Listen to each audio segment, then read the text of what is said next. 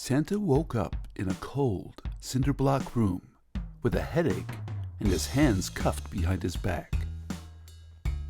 He was wearing the orange jumpsuit of a convicted felon, seated at a small table with one other unoccupied chair at the opposite side. There was a door in front of him with a small window near the top center, made of thick, shatterproof glass. It had a very solid, electronic lock with no knob, just as you would find in a modern jail cell.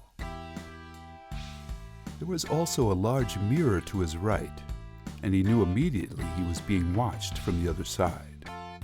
He was in a maximum security interrogation room. He remembered being hoodwinked by Kitty Katz, whom obviously hadn't died of the gunshot wound inflicted by sugar, and now was apparently working for somebody besides the snowman. This was not the work of Dr. Snow. It didn't fit his MO. It was someone with enough resources and skill to have hijacked Santa Jet 1, and that by itself was ominous and telling. Santa was up against the elite now, an organization that possessed international sphere and influence. They weren't exactly friendly, and might be just as dangerous as Dr. Snow and his goons for all he knew. He would certainly find out soon enough. He was correct on that last point, as it was only 1 minute later when the door opened.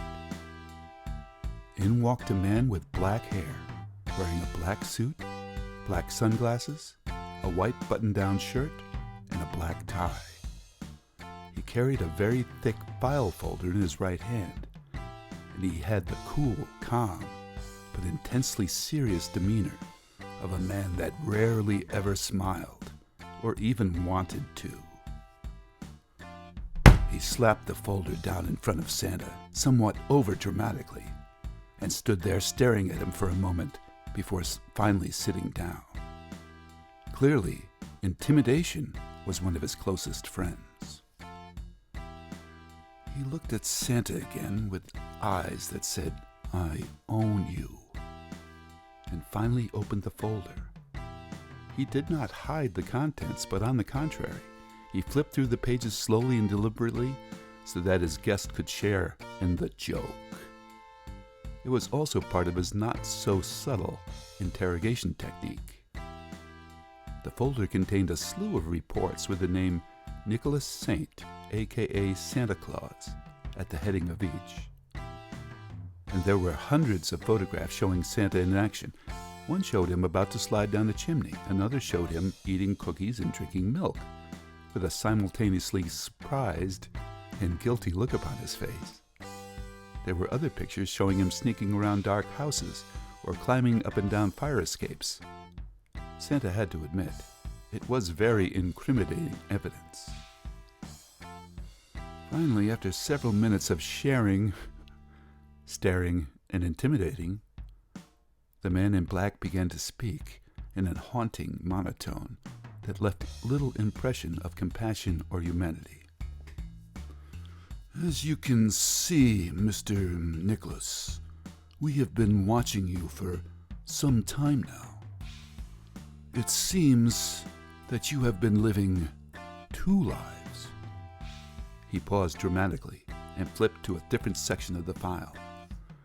"In one life, you are Mr. Nicholas S. Saint, respected manufacturer and distributor of children's toys.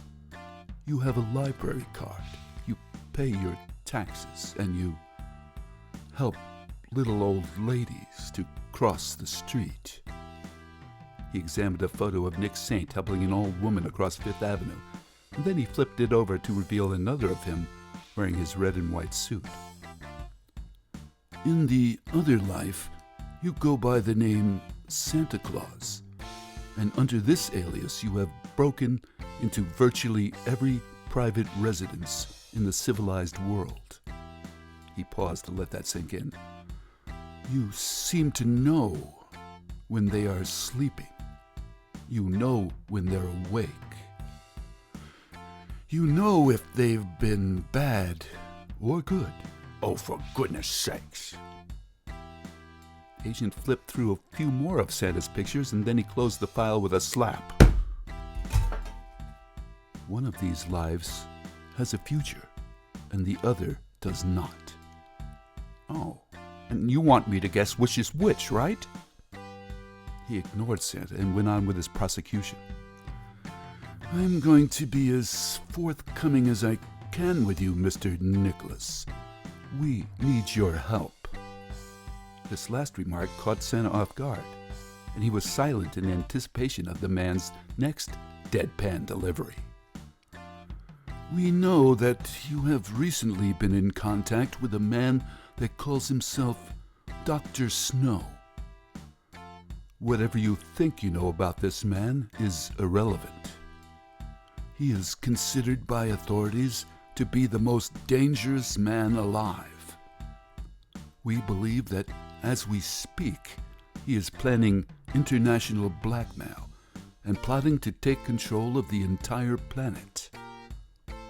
Now Santa knew that they at least weren't idiots, and were probably on the right side. But he was also quite insulted by the insinuation that what he knew was irrelevant. What sort of intelligence was that? My colleagues tell me I am wasting my time with you, but I believe that you wish to do the right thing. We're willing to wipe the slate clean and give you a fresh start.